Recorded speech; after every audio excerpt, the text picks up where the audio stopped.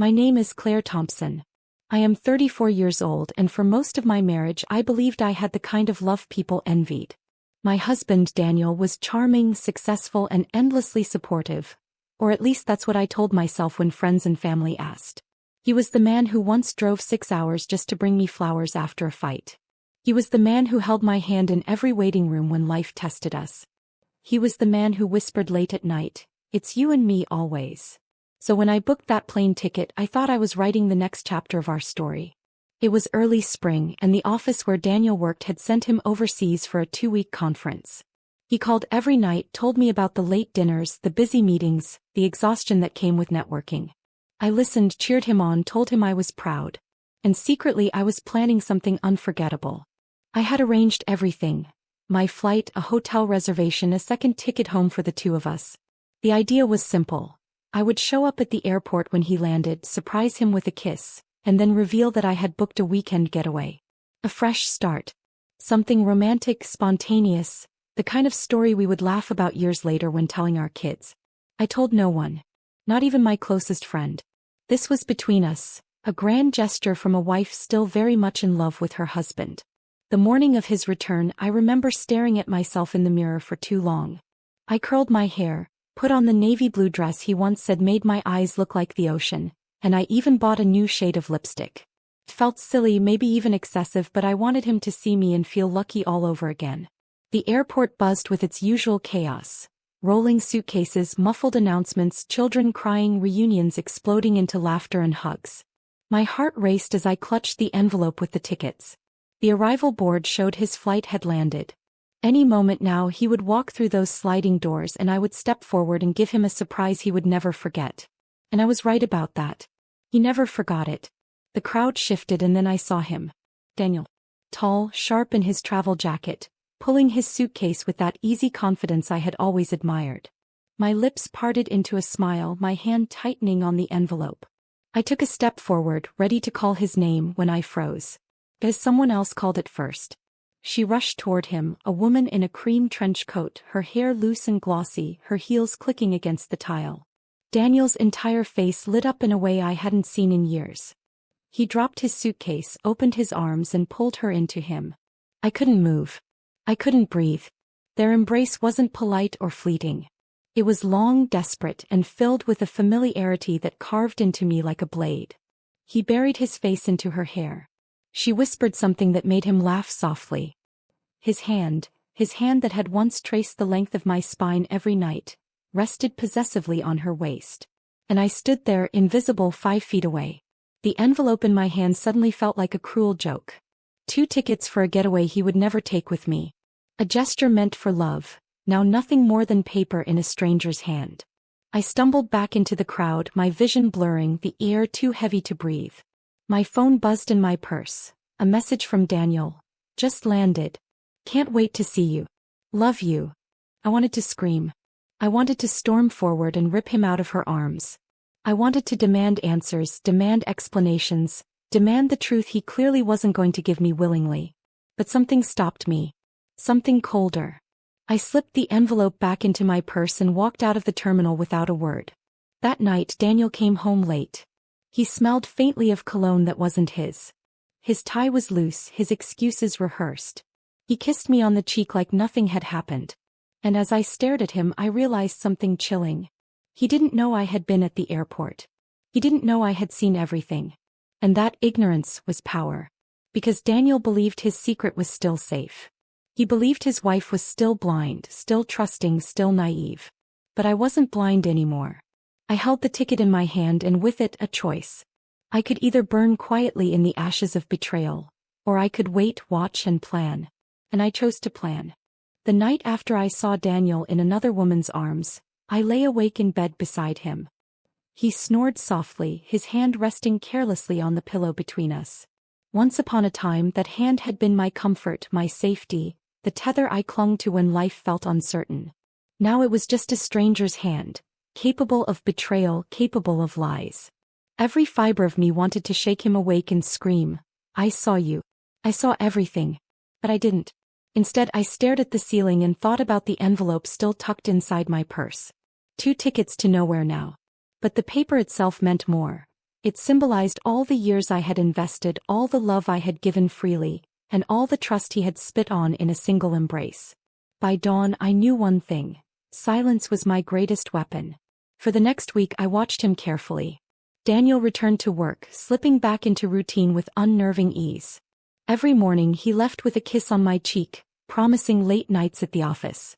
Every evening he returned with excuses: client dinners, last-minute meetings, traffic jams. At first glance he was the same man he had always been. But once you see the mask slip, you can never unsee it. And I saw everything now. The lingering scent of perfume on his collar. The way his eyes darted when I asked about his day. The sudden defensiveness if I pressed too hard. I became quiet, almost invisible. He thought my silence meant ignorance. He thought he had fooled me. But really I was memorizing every detail, every inconsistency, every slip of the tongue. I even started writing them down. A secret notebook hidden in the back of my closet. Tuesday, said he had dinner with Paul. Checked Paul's wife's Instagram. She posted photos of them at home that night.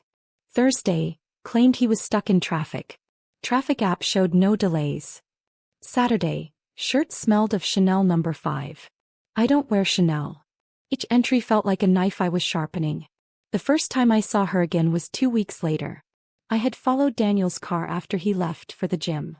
I told myself it was wrong, but deep down I knew the truth would never reveal itself if I just waited passively at home. He didn't go to the gym. He drove to a small cafe on the other side of town. I parked across the street and sat in my car, heart pounding as I watched him walk inside. She was already there, the woman from the airport. Same glossy hair, same cream trench coat. She looked younger than me, maybe by 5 or 6 years, with an air of careless confidence. Daniel kissed her on the cheek before sitting down, smiling in a way he hadn't smiled at me in years. My stomach twisted, but I forced myself to keep watching. Their conversation was animated, their bodies leaning close across the table. At one point he reached across and touched her hand. She laughed, a sound I could hear even through the glass. I gripped the steering wheel so hard my knuckles turned white. That night Daniel came home and kissed me again on the cheek. He asked if I wanted takeout. He asked if I had watched that new show we had once planned to binge together. His lies rolled so smoothly off his tongue that I almost marveled at his performance. But I said nothing. Because the longer I waited, the more careless he became. By the 3rd week I had enough evidence to fill the notebook twice over. Receipts hidden in his briefcase, unexplained charges on our credit card, small gifts he never brought home. He was building a life with her, brick by brick, while assuming his wife remained blind. But I wasn't blind. I was awake. And I was learning. The turning point came when Daniel announced over dinner one night that he would need to travel again for work. He said it so casually, twirling pasta around his fork. Just a quick trip. Conference in Chicago. Should only be 3 days. I smiled and nodded, playing the role of supportive wife. Of course. I'll hold down the fort. But inside my heart turned to ice. I checked his emails while he showered that night. He had left his laptop open, careless, as though he truly believed I would never snoop. And there it was, plain as day, a hotel reservation. Not in Chicago but in Miami. 2 guests. King bed. My blood ran cold. I took a photo of the screen with my phone and closed the laptop before he returned. When he kissed me goodnight, whispering about how much he would miss me while he was away, I whispered back, "I'll miss you too." But my mind was already elsewhere. I wasn't just collecting evidence anymore. I was building a plan. Because betrayal has 2 parts. The moment it happens and the moment it's revealed. And Daniel had no idea that the second part was coming for him. Daniel and Vanessa thought they had slipped into a comfortable rhythm. They believed that by keeping their affair quiet and slowly weaving it into something public, they could control the narrative. Daniel still wore his wedding ring when convenient, still played the doting husband at family dinners, still texted me just enough to keep suspicion at bay. But I wasn't suspicious. I knew. Every message. Every hotel stay. Every transaction that reeked of secrecy. I had receipts. And while they whispered in the dark, I quietly built the bonfire that would burn their story to ash. The perfect opportunity came sooner than I expected. Daniel and Vanessa had planned a business retreat in Napa. He told me it was a leadership seminar, complete with workshops and team-building exercises. What he didn't realize was that his company's board had been alerted, by me. Yes, I had sent them an anonymous tip. I made sure they knew that their rising star was funneling company funds into personal trips, disguising them as corporate expenses. I attached receipts, screenshots, enough proof to make even the most loyal executive question his judgment. So when Daniel and Vanessa arrived in Napa, expecting wine tastings and stolen kisses, they were instead greeted by auditors and senior executives. He didn't know it yet, but his career was already over. I wasn't finished. The confrontation at work would only bruise him. What I wanted was a wound that never healed. A scar he'd see every time he looked in the mirror. So I booked a family dinner. I invited my parents, my closest friends, even a few of Daniel's colleagues and their spouses. The kind of event where secrets aren't welcome. I told Daniel it was to celebrate a promotion of my own. Something harmless, something he wouldn't dare decline. He agreed, oblivious. And Vanessa? She showed up too. She walked into the restaurant holding his arm like she belonged there. Like she wasn't the shadow in my marriage. I stood to give a toast. My hands were steady, though my heart hammered like war drums. The room quieted. Glasses lifted. First, I began, thank you all for coming tonight. I wanted to celebrate new beginnings.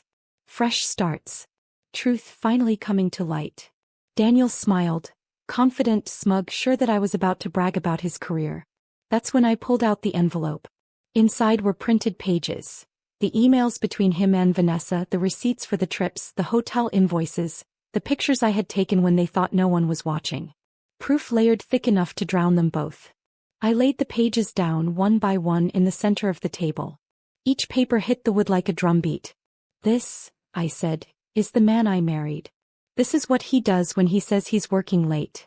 And this, I turned to Vanessa, her face pale, her hands trembling, is who he's been doing it with. The silence shattered. Gasps. Chairs scraping. My mother's hand flew to her mouth. His colleagues exchanged horrified glances. Daniel reached for the papers, his voice low, desperate. Claire, stop.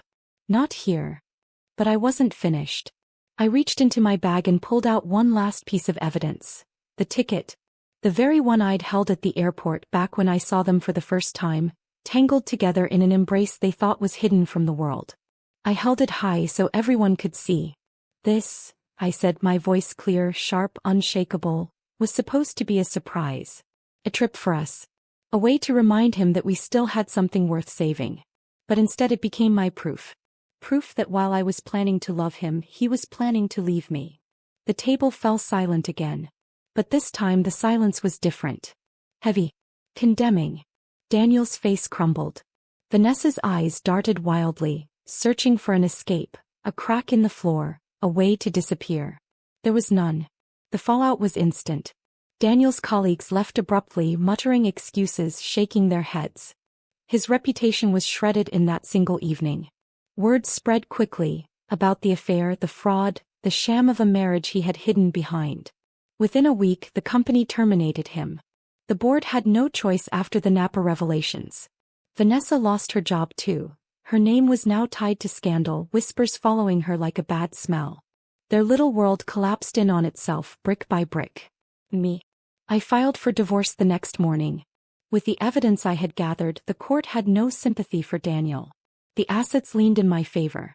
The house became mine. His accounts were drained by lawyers and settlements. He was left with nothing but Vanessa. And from what I heard, even she grew tired of him once the money and the prestige were gone. I tell you this not because I want pity. Not because I want applause. But because betrayal is a fire. It burns you to ash if you let it. Or, you can become the one who sets it. Daniel thought he could live two lives. Vanessa thought she could steal mine. Together they thought they could erase me. But in the end, I erased them. So the next time someone underestimates you, remember this. You don't always have to scream to be heard. Sometimes silence, patience, and proof are the sharpest weapons you'll ever carry. What would you have done in my shoes? Would you have confronted him at the airport or waited until the perfect moment like I did? Let me know in the comments. I'm curious. And remember, betrayal always comes with a cost. The only question is, who pays it?